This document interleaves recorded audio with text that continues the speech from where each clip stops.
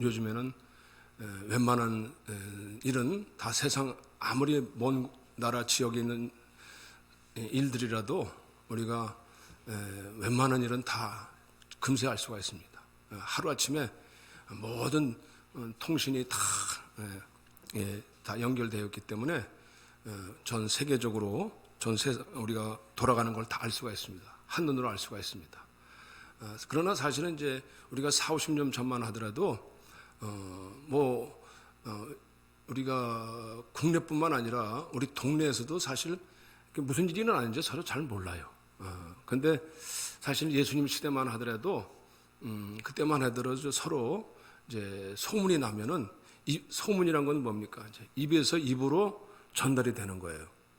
그러니까 예수님도 좀만 예수님이 성령 충만 받으시고 이제 그 요단강에서 이제 세례 받으시고 그 가까운 지역으로 다니시면서 예수님이 놀라운 일들을 행하셔 나가시기 시작할 때 귀신들이 쫓겨나가고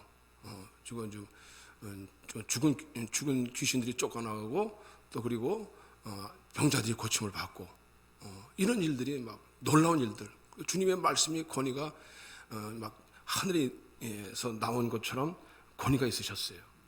그러니까 사람들에게 소문이 나기 시작했습니다.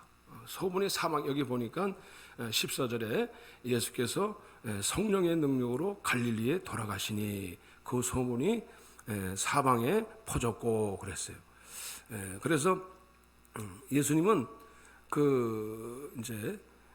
예수님의 그 능력이 어디까지 나가게 되느냐면 고향에까지, 고향 갈릴리 지역까지. 사실 여기 누가복음에는 마치 예수님이 요단강에서 이제 성령 충만 받으시고 바로 고향으로 가신 것 같지만은 그러나 사실은 마가복음에 보면은 순서가 마가복음의 순서는 올라가 그 예수님의 행적을 순서대로 기록해 놓은 건 마가복음이에요. 이 누가복음은 그냥 마가복음을 통해서 이렇게 마가복음을 인용해서 기록한 거라고 볼 수 있어요. 그래서 순서대로 기록되어 있지 않습니다. 그래서 이 마가복음에는 예수님이 고향을 나중에 들으셔요. 고장에 고향을 먼저 가시지 않으셨어요. 대개 보면은 고향부터 찾잖아요. 그런데 예수님은 서둘러 가시지 않고 왜 고향을 늦게 가셨을까? 나중에 보면 알아요. 왜? 고향 사람들이 환대를 별로 고향 사람들이 인정을 안 해줘. 왜? 예수님이 거기 자라나신 곳은 예수님이 메시아로서 선지자는커녕 메시아로서 결코 인정을 안 하십니다. 그래서 예수님께서 나중에 이제 나사렛으로 이제 가시는데 나사렛이라는 동네는 아주 작은 동네였어요. 요즘 말로 하면 아주 작은 총대였고 그리고 알려지지 않은 아주 시골 마을이라고 할 수가 있었는데 그곳에 가시자마자 이제 회당에 들리셔서 예수님 앞에 그 예수님이 늘 하시던 대로 거기 보면은 이제 그 회당에 가서 그 회당에서 하는 일들은 주로 서로 돌아가면서 순서대로 아마 이제 성경을 이렇게 이제 낭독하고 또 읽고 그 성경에서 풀고 토론하고 그걸 토라라 그래요. 막 그걸 성경을 서로 토라로 이제 서로 풀어서 나누고 했습니다. 근데 예수님께서 가시자마자 그 회당에 들리셔서 나사렛에 들리시자마자 예수님이 하신 일이 뭐냐 하면은 선지자 이사야의 글을 드리거늘 그랬어요. 그래서 이사야 61장을 주님이 펴셔가지고 여기 18절 19절에 보니까 그 성경 구절을 읽으시는 거예요. 주의 성령이 내게 임하셨으니 이렇게 말씀. 주의 성령이 내게 임하셨다. 예수님이 이제 어떤 사역을 하실 것에 대한 그 핵심이 여기 18절에 19절에 나와 있어요. 예수님이 공생의 사역에서 예수님이 하신 사역, 물론 예수님이 우리를 위해서 죄를 위해서 십자가에 죽으십니다만은 그러나 그분이 실제적으로 우리 가운데에서 하시고자 하시는 일은 무엇이냐 이거야. 우리를 자유케 하기 위해서 오셨다. 우리를 자유케 하기 위해서 자유케 하시기 위해서 어떻게 하시냐? 성령이 그분에게 임하셔가지고 가난한 자에게 복음을 전파하시고 기름을 부으셔서 주님께서 포로된 자에게 자유를 눈먼 자에게 다시 보게 함을 전파하며 눌린 자를 자유케 하고 그래서 주님께서 자유케 하시게 오셨다. 자유케 하러 오셨다. 여기 두 번이나 이제 자유에 대해서 말씀하고 있어요. 우리는 평상시에는 우리가 이 자유에 대해서 별로 이렇게 의식을 하지 못합니다. 왜냐하면 속박을 안 당하니까. 나 자유롭잖아. 너가 나를 지금 뭐 침해해서 나를 가둔 적이 없거든요. 육체를 가둔 적이 없거든. 근데 한번 심심하시면 한번 감방에 한번 가보세요. 감방에. 모르겠어요. 근데 요즘엔 옛날 같으면 이제 시어머니 구석이 있고 또 엄마, 부인 마누라 잔소리가 있긴 있지만, 죄송합니다만. 근데 그 정도 가지고는 이제 뭐 강급에 갈 수 없는데, 제가 어떻게 그 유럽에 보니까, 유럽의 어떤 아주 굉장히 못 사는 나라의 그 교도소를 이렇게 제가 이제 살펴봤더니, 거기는, 이제 보통 이제, 수감된 사람들이 보통 이제 살인자라든지 아주 특별히 아주 강도 아주 악한 살인범 같은 사람들을 이렇게 이제 무기형 받은 사람들은 어떻게 감금하냐면 22시간 그 한 서너 칸 되는 그 방에다 그냥 하루 종일 거기가 가둔대요. 창살 없는 감옥이에요. 창문이 없어요. 창문이. 얼마나 답답하겠어요. 22시간. 그러니까 보통 그 사람들은 물론 25년 복역한 사람들, 뭐 17년간 복역한 사람들.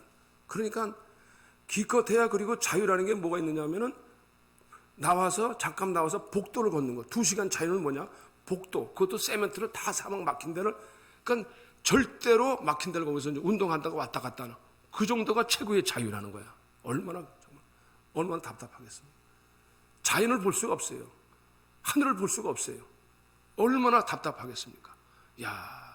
일부러 어떤 사람이 그곳에 가서 실제로 한번 경험해 보려고 그것을 갔는데 참 그런 곳에서 사람들을 이제 교화시킨다고 하는데 그 사람이 거기서 교화가 잘 되겠습니까? 안 된다. 잘 이제 되는 사람도 있겠지만 기껏해야 아주 최고의 자유라는 게 일주일에 탁구 한 2시간씩 쳐주는 거래. 그때 비로소 웃는다는 거예요. 그러니까 이 자유라는 것이 얼마나 중요한가. 예수님께서 너희를 내가 자유케 하러 왔다 하니까 이 바리새인들은 이 자유를 의식을 못했어요. 우리는 남에게 종된 적이 없고는 우리를 보고 왜 자유케 하라느냐? 우리는 그렇게 우리는 남에게 종된 적이 없어. 노예 생활 해본 적이 없어. 바리새인들은 물론 지금 그들은 물론 식민지하에 있지만은 종된 생활 한 적은 없거든요. 근데 이게 잘못 생각한 거예요. 예수님이 자유케 되라는 것은 너희가 지금 무엇에 자유케 될 필요를 못 느낀 거예요. 그들이 지금 무엇에 속박되어 있는가를 사실은 실제로 그들은 몸은 자유로울지 몰라도 그 죄 가운데서 타고난 이 안에서의 이 욕망과 세상에 있는 정욕 이런 것에서 사로잡혀 있는 것을 이 죄 가운데 지금 그리고 실제적으로 영적으로 어둠의 권세 아래서 포로됐다는 사실을 의식조차 못하고 있는 거예요. 사실은 우리는 물론 자유래요. 마귀는 우리를 자유케 했다고 해서 세상은 우리를 자유를 준다고 하는데 그러나 그 자유는 거짓된 자유예요. 이 우리를 죄와 사망 가운데서 우리를 속박해가지고 사실은 어디로 끌고 가요? 그냥 그게 마치 음물한 개구리처럼 그게 자유롭게 되는 거예요. 나중에는 24시간 깜빵에서 17년간 살면은 밖으로 나오면요 못 살겠대요. 오히려 어지러워서 못 살겠다는 거야. 나는 오히려 다시 교도소로 돌아가겠대요. 20년 30년간 복역한 사람들이요 나중에 그 불편하다네. 나와서 자유를 못 누려. 그런 사람도 있긴 있어요. 그런데 왜 이렇게 이들이 이것을 왜 모릅니까? 왜 포로된 것을 못 느낍니까? 그리고 왜 포로가 되었습니까? 이 포로되었다는 사실은 이 주님께서 포로된 자에게 자유를 주실 뿐만 아니라 눈먼 자에게 다시 보게 함을 전파하며 눈먼 자에게 다시 보게 함을 전파하며 눌린 자를 자유롭게 하고 은혜의 해를 전파하게 하려 하심이라는. 주님은요 우리가 자유케 되기 위해서 먼저 우리의 눈을 열어주셔야 된다는 거예요. 우리의 마음에 눈이 열려져야 된대요. 눈먼 자에게 다시 보게 함을. 왜 포로되었는가를 우리의 시야를 볼 수 있어야 돼요. 시야를. 우리가 신앙생활하면서 그거 그렇고 사실 바리새인들이 말했던 것처럼 우리는 종된 적이 없거늘. 우리는 소경이 아니잖아요. 나는 시퍼렇게 눈 뜨고 있는데 왜 눈 멀었다고 하느냐.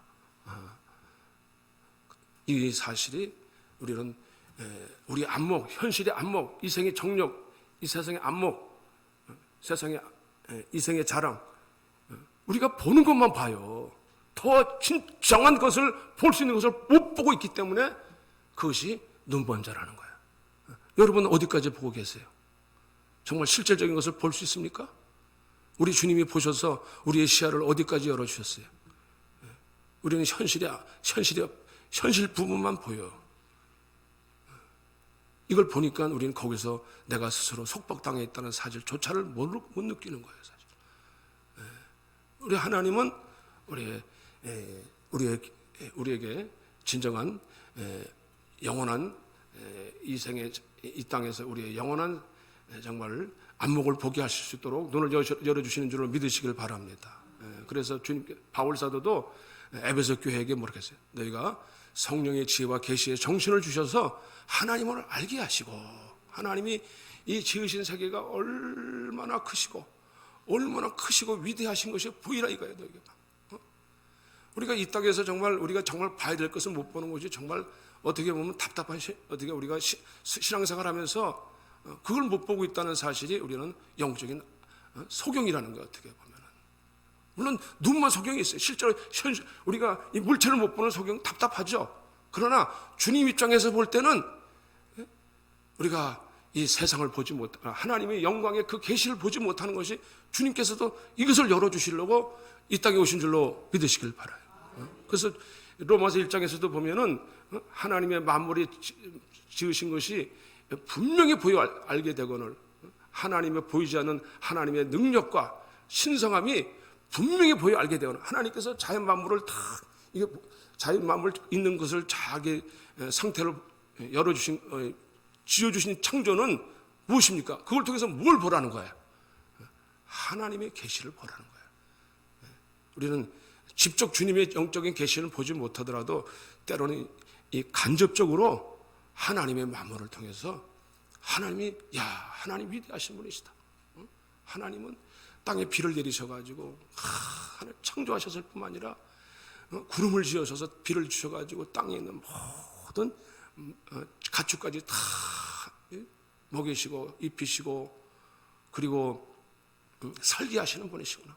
얼마나 자상한 분이신가. 하물며 너일까 보냐 하면서 자기 백성들에게서 걱정하고 염려하는 자들에게 하물며 너일까 보냐 하면서 말씀하신 거예요. 왜 믿음이 없느냐? 그 하나님을 믿으라 이거야. 하나님 믿으라 하면서 주님께서 말씀하신 거 아니겠어요? 그 계시의 눈을 못 여니까 하나님께서 미물 세계까지도 다 하나님께서 땅에 비를 내리셔가지고 다 먹이신다 이거.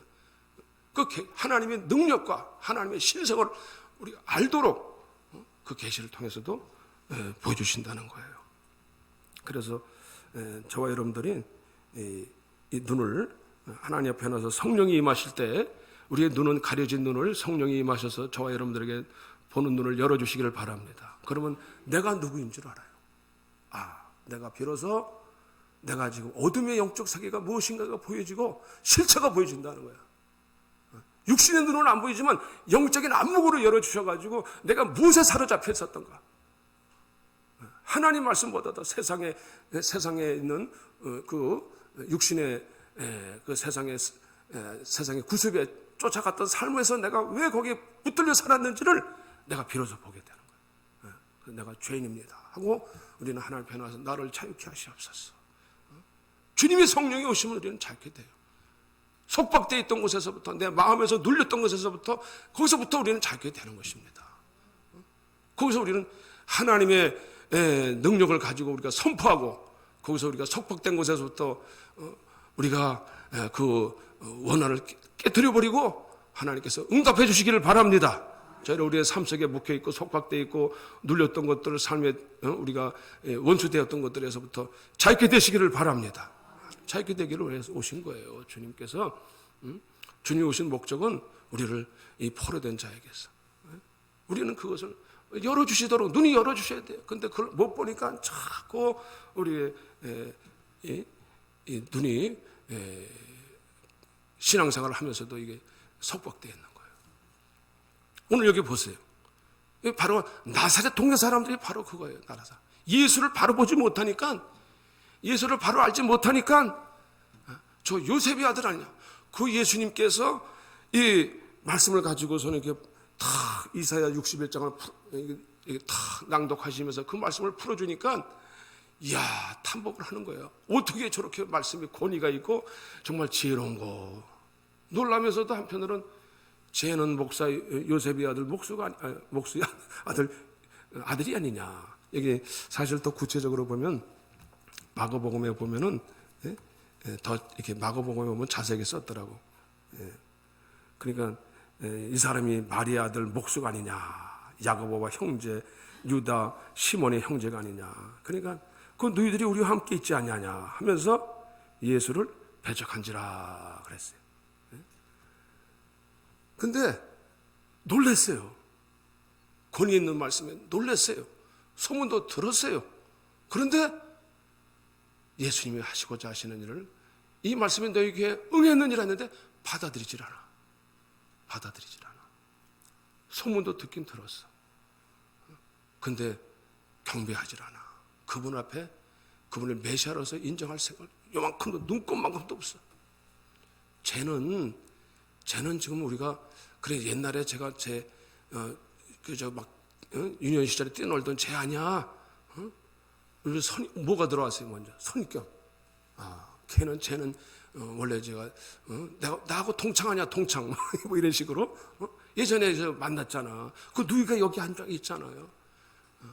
그러니까 그 인간의 눈으로만 판단해가지고 보는 거예요. 예수님을 먼저 우리가 선입견이라는 게 있잖아요. 선입견. 먼저 알았던 지식 이것을 내가 다 가지고 있으니까 쟤는 그런 애 아니야. 요셉의 목수의 아들 아니냐. 그리고 또 예수님의 행색을 보니까 초라해. 볼 게 하나도 없어. 아니 그러니까 야 너나 고쳐라. 여기 보니까 예수님께서 다 그 사실을 아시고 예수께서 이르시되 너희가 반드시 의사야 너 자신을 고치라 하는 속담을 인용하여 내게 말하기를 우리가 들은 바 가버나움에서 행한 일을 내 고향 여기서도 행하라. 이 속담이라는 게 있었어요. 근데 의사 보고 너나 고치라. 이게 무슨 말이냐면 그 당시 속담에 야 너나 잘해. 너나 잘해. 보니까 지 꼴도 우스운데 남 보고 뭐 고치라고 의사가 자기도 못 고치면서 남을 고치려고 그러면 우습잖아요. 마치 그런 식으로 조롱하듯이 비방하듯이 그렇게 얘기하는 거예요.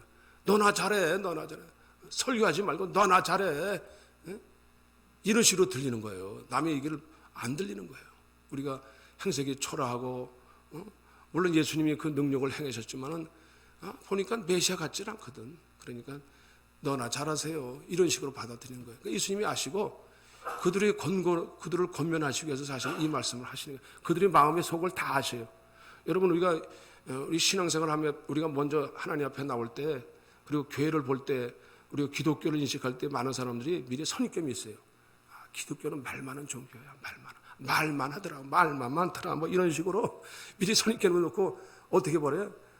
불행하게도 그냥 부정적으로 다 밑바닥을 깔아버려. 그러면 받아들이기가 힘들어요. 내가 한번 그런 분들 많이 계시더라고.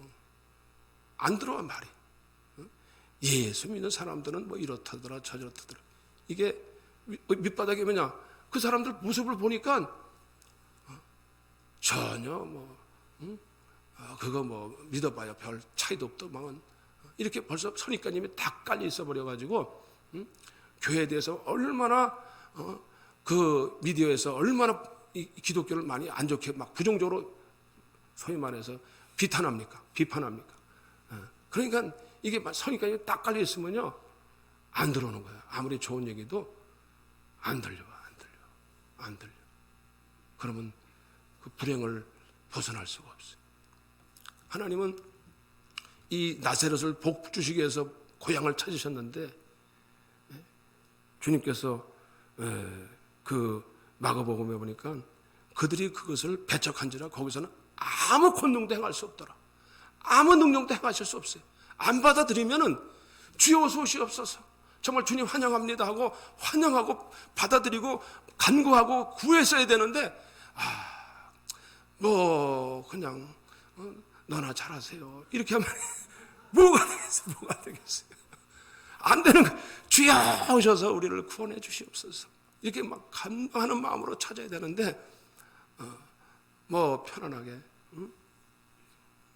너냐 이러면서 이제 이러면서 소파에 앉아가지고 파이프 옆에다 딱 물고 마치 무슨 조직 깡패가 부하들 다들이시듯이 이런 식으로 받아들이면은, 우리 주님을 받아들이면 주님께서 그분이 환영 받으시겠습니까? 사람은요 참 이게 첫인상이 중요하더라고요. 사람들은 외모를 보거든요. 그래서 참 우리 그 사람을 볼 때 이렇게 그 사람 한번 그 사람 인상만 더럽더라 그러면은 그 다음에는 무조건 그 사람을 그냥 색안경 끼고 보게 되는 거예요. 그런 경우 있잖아요. 어떤 사람들이 실험을 했어요. 쇼윈도에서 이렇게 남자 한 사람을 놓고 똑같은 사람인데 잠바처럼 어수룩한 그 잠바 차림을 한번 쇼윈도에 세워놓고 지나간 사람이 행인에게 물어봤어요. 저 사람 어떤 사람 같으냐니까, 저 사람은 만두가게 아저씨 같다. 아니면 또 어떤 사람 장가도 못 갔을 것 같다. 덥수룩하게 수염 깎고서는 머리 이렇게 하고 어수룩하게 했으니까, 저 사람은 저 장가도 못 가가지고 저 사람은 저거 그리고 행색이 그러니까, 또 한 번은 그 사람을 완전히 이렇게 다 벗기고 새롭게 다 단장해가지고 그냥 말끔하게 양복을 입혀놓고 딱 쇼운데 세우니까 완전히 다르게 보는 거야. 저 사람은 멋진 셀러리맨 같다. 유능한 사람 같다. 돈도 한 1년에 한 1억 이상 벌 것 같다. 막 이렇게 금세 막. 아니 인생 탁 보고선 사람은 외모를 보는 거예요. 딱 판단을 해버려. 그럼 한번 선입견을 딱 가지게 되면은 잘 안 바뀌어. 사람이 그렇잖아요. 우리 사람은. 그래서 인상이 좋으면 다 착할 것 같지. 절대로 안 착해. 얼굴 이쁘게 생기고 착한 사람 절대로 안 이뻐. 절대로 착하지 않더라고. 다 그렇다는 얘기는 아니라 첫인상만 봐가지고 사람은 몰라요. 우리가 이렇게 사람만 보고 인상만 보고 우리가 판단하지 말아요. 그걸 선입견이라는 거예요. 내가 과거에 가졌던 그 지식, 판단, 편견은 뭐야? 한쪽으로 치우친다는 거야. 치우쳐요. 치우쳐. 신앙도 마찬가지입니다. 신앙도 치우치면 안 돼요. 한쪽으로 치우치더라고 보면. 너무 외골수로 치우쳐. 자기 열심으로 치우치고. 영적인 것을 잘 몰라요. 저도 자기 열심으로 하긴 하는데 정말 하나님의 뜻을 따라서 신앙생활을 한다는 걸 잘 모르고 계속 그냥 자기 방식대로만 쫓아가는 사람이 있어요. 그런 치우치는 거야. 하긴 하는데 또 잘못되고 자기 방식대로만 하는 거예요. 하나님 말씀을 들으려 하지도 않고 자기 위주로 하는 것. 그것들은 또 우리가 정말 이게 우리가 또 미리 하나님의 그 선입견이 왜 생기냐면, 하나님이 마음을 열어주시지 않으면 우리는 거기 벗겨지지가 않아요. 우리가 먼저 가졌던 지식이 신앙은 이런 거다더라 하고 항상 와서 두 마리 개를 가지고 온다는 거예요. 선입견, 편견. 견은 견이잖아요. 이 두 마리가 이게 갈아치워지지 않으면은, 이게 벗겨지지 않으면은 안 보여요. 그래서 신앙은 다 이런 거예요. 딱 사람만 보고 판단해버려. 교회 나가 소용없어. 그 무서운 겁니다. 사단이가 딱 눈을 싹 씌워버린 거예요. 사단이가 세상에 눈을 다 가려버린 거예요. 더 이상 하나님께 나와서 지혜와 계시의 성령으로 정말 하나님 하늘나라의 세계가 어떤 것이고, 하나님의 능력이 어떤 것이고, 하나님의 권세가 어떤 것인가를 정말 그걸 못 보게 만드는 거야. 신앙생활을 어떻게 하는 것인가를 알지 못하게 만든다. 그래가지고 성령 충만하면 이게 뭔 소리야? 날마다 뭔 소리야? 경험해보지 못했으니까. 오늘 저와 여러분들에게 하늘 문을 여시기를 바랍니다. 성령이 임하시기를 바랍니다. 성령이 임하셔야 우리가 비로소 하늘 문이 여시고 우리 마음의 지혜와 성령의 계시가 임하셔야 돼요. 그렇지 않으면 이 편견이 안 열려요. 안 꺾여요. 안 바뀌어요. 항상 내가 고정관념이 안 바뀐다니까. 성령이 오셔야 된다니까. 세상 사람 너희들 날 뭐라고 하느냐 예수님이 제자들에게 물어봤잖아요. 그랬더니 그래요. 뭐 선지자 정도 된다 하다도 말이야. 능력을 많이 행하니까. 그건 누구나 아는 지식이야. 너는 나를 누구로 아느냐 하니까. 주는 그리스도시여 살아계신 하나님의 아들입니다. 바요나 시몬아 내가 복이 있도다. 이것을 알게 하냐는 하나님이시니라. 하나님의 성령이 오셔서 그를 깨닫게 해주셨다는 사실을 아시길 바랍니다. 성령이 오시니까 성령이 임하셔서 확 열어주시니까 마음을 이 꺼풀이 확 벗겨지는 거예요. 벗겨지는 거예요. 안 벗겨지니까 평생 동안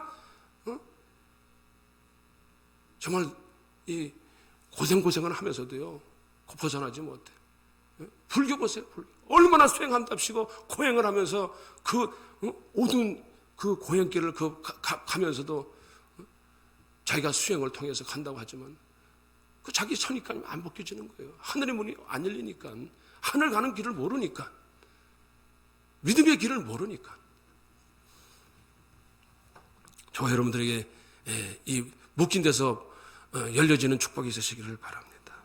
선입견 편견이 무서운 겁니다. 오늘날 이것이 지혜와 계시와 성령을 오셔서 주님이 오셔서 저와 여러분들을 열어주시기를 바랍니다. 그래서 주님께서 특별히 여기 두 사람을 얘기 삼고서 인용해서 주님께서 그들을 권면하셔서 그를 고치려고 하는데 잘 안 받아들여져요.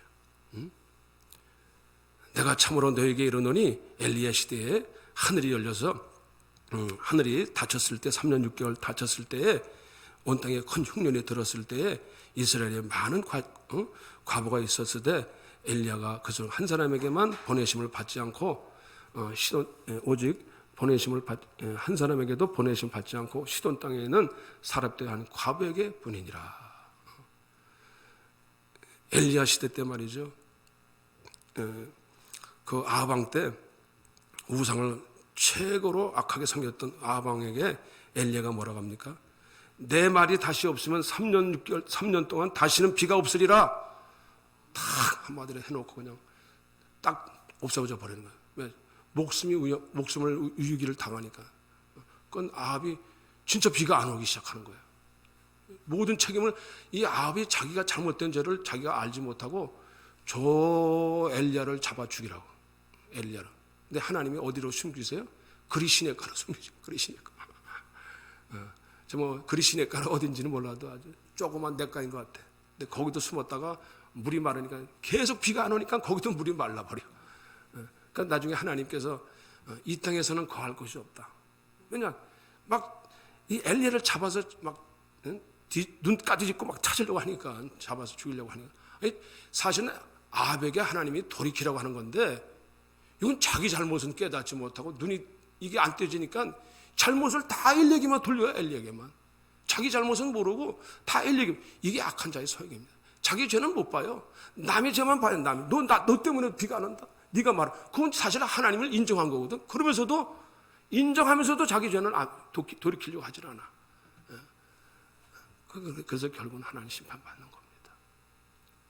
그래서 하나님이 시돈 땅까지 가서 근데 시돈 땅에 가가지고 하나님이 한 사렙대 과부 준비된 사람, 눈이 열린 사람, 어떻게 그 사람을 통해서 행색이 초라하게 그지없어요. 엘리야가 120km를 갔다가 시돈 땅까지 가서 먼지 뒤집어쓰고 하는데 한 여인이 워낙 거기도 이제 비가 안 오니까 이렇게 나뭇가지를 줍고 있었어요.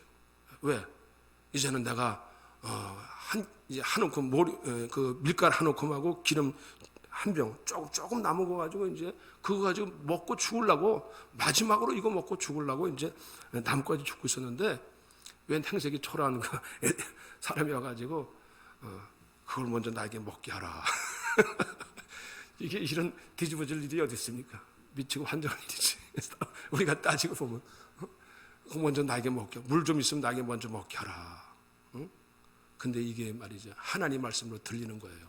물론 거기서는 짧게 얘기했지만은 많은 말이 오고 갔겠죠. 그가 당신이 하나님의 보내신 종입니다. 이걸 인정하게 되는 거예요. 그 여인에게 믿음이 온 거예요. 어떻게 그게 와? 그러니까 아니 자기는 이제 이거 먹고 죽으려고 그랬어요. 근데 그냥 다만 먹고 죽으라는 게 아니에요. 이거 먹고 나면 약속하기를 내 밀가루와 양식이 기름통이 떨어지지 않냐리라 약속을 주신 거예요. 그 말을 믿고 먼저 줬다니까요. 이런 파렴치한 인간이 어디 있어? 우리가 세상적으로 보면 파렴치하잖아.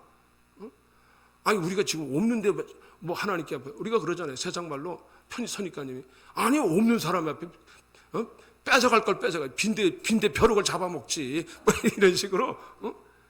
그런데 하나님은 약속하신 거예요. 우리가. 많은 사람들이 물론 물질 문제 앞에서 하나님 앞에서 탁 마음을 닫고 있어요. 그런데 하나님은 약속하신 거거든요. 약속하셨기 때문에 이루시는 거예요. 성령이 깨닫게 열어주시는 거예요. 마음을 열어주시니까 마음을 열어주시니까 믿음이 오게 하셔서 그거 먹게 하잖아. 먹게. 그러니까 먹고 나서 없어질 줄 알았는데 기름통 열어보니까 바닥에 그대로 있네. 또 먹고 나니까 또 있네. 3년 6개월 동안 비가 올 때까지 안 떨어지는 거예요. 안 떨어지는 거예요. 할렐루야. 하나님 약속은 이루어질 줄로 믿으시길 바랍니다. 하나님 말씀이 이루어지는 거예요. 안 될 것 같은데 하나님의 능력이 어떤 거를 알라는 거예요. 그러니까 또 마치 나하만 시리아 장군 나하만은요 정말 그 어린 소녀의 말을 듣고서는 정말 바리바리 써가지고 엘리사한테 갔는데 저 요단강 가서 씻으라고 7번 가서 씻으라고 정말 수치가 되는 거예요. 장관 아니야 장관. 기껏 그래도 크게 모욕을 참고 거기까지 찾아갔는데 문둥병 고치려고 찾아갔는데 요단강 보니까 초락이 짝이 없는 거 알아요. 자기네 수리아는 더 큰 강이 있거든. 거기 가서 7번 가서 목욕하라고. 안 간다. 내가 자존심이 있지. 내가 거기를 어떻게 가냐. 근데 이 나만이 그 부하의 말을 들어요. 어떤 일도 더 하지 않겠습니까? 지금 장관의 말이 장관이 병만 고친다면 어떤 일도 하지 않겠습니까? 그 말을 듣는 거예요. 듣고 가서 거기서 정말 요단강에 그 정말 하찮은 그가 볼 때는 하찮아 정말 개울가 같은데 그런 데 가서 7번 몸을 담그는 거예요. 몸이 깨끗하게 됐다는 거예요. 순종했더니 할렐루야. 우리 믿음이란 것은 순종입니다. 7번 가서 담갔습니다. 그대로 이어졌습니다. 우리가 믿음이란 것은 단순히 알았습니다 하고서는 휙 돌아가면 아무 소용없는 거예요. 100번 알았습니다 해놓고 동의까지 좋아도 동의까지 해야지만은 순종까지 가야 되는 겁니다. 우리가 순종할 때 순종하니까 그 많은 하나님께서 왜 수리아 땅에 남한 사람만 고쳐줬는가? 안 받아 순종을 안 해. 순종을 했단 말이죠. 순종. 이걸 들으니까 동네 사람들이 이게 보통 자기들을 완전히 무시하는 입장이 되어버려요. 하나님께서 자기의 축복을 이방인에게 옮겼다. 예수님을 죽이려고까지 밀어붙여가지고 낭떠러지까지 쫓아내서 죽이려고까지 해요. 그러니까 이게 사람이 완악해지니까요. 거부하는 정도가 아니라 아주 그냥 죽이려고까지 덤벼드는 거예요. 이 사람의 마음이 이렇게 자기에게 거스러지는 마음이 생기면은 미워할 뿐만 아니라 이걸 죽이려고까지 하는 거예요. 안 받아들여지니까 네가 몇이야? 네가 우리를 모욕해? 이런 식으로 죽이려고까지 하는 겁니다. 주님께서 거기를 피해 가셔요. 저 여러분이 우리 신앙생활이요 하다가 안 되면은 막 이 마음이 악한 마음이 거스리는 마음이 생겨. 성령이 함께 하시지 않고 하면 자꾸 우리가 인간적인 생각을 판단하면요 막 복잡해지기만 하고 막 힘들어진다고 느껴진다고. 이기는 축복이 있으시기를 바랍니다. 우리 신앙생활 속에서 주님이 오셔서 우리 신앙생활의 만물의 통치가 주님께 있습니다. 주님께 능력이 있습니다. 이 믿음 가지시고 겸손히 받아들이셔서 하나님 축복이 임하시는 하나님이 축복이 임하시기를 바랍니다. 기도하시겠습니다.